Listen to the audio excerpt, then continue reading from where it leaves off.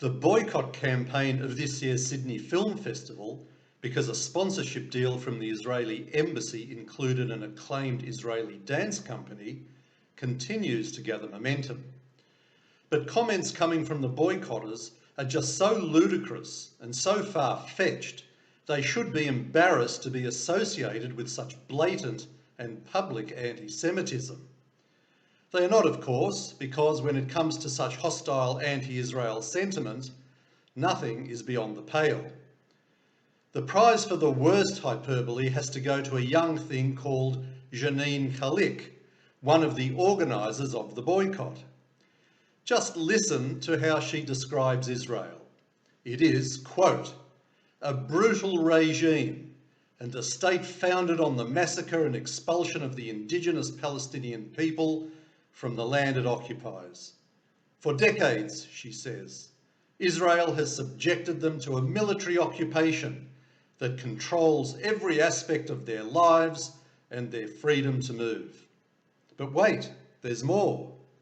She goes on to say that Israel is, here we go again, currently engaged in a 14-year-long illegal blockade against a territory inhabited by 2 million people. It has used drones, white phosphorus and bombs to decimate that territory and its inhabitants. It's a state that demolishes homes and seizes the property of the people it occupies. It's hard to believe this is said in all seriousness, but it is.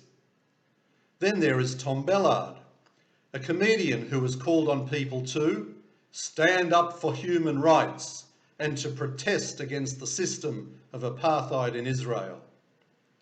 Does he even know what apartheid is? Anyone with half an education should know that such a comparison with South Africa is totally preposterous.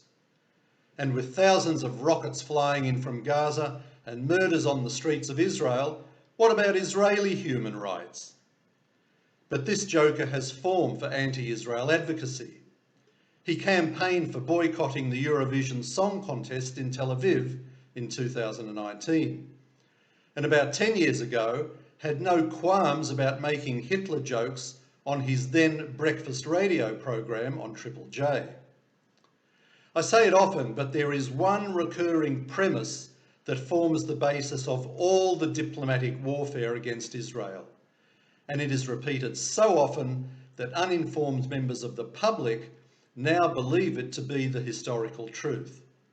And that is that the Jews barged into the Palestinians' native homeland, threw the people out of their houses and stole their land.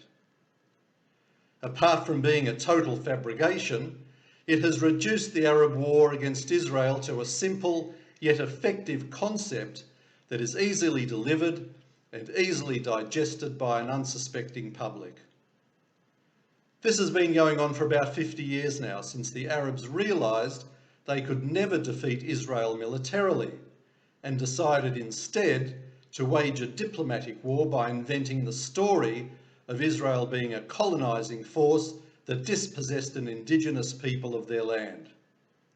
Unfortunately, it's been rather successful, mainly because for too long Israel and the diaspora didn't do nearly enough to refute this myth, and it's been left to the various Israel advocacy organisations around the world, like the AJA, to lead the way.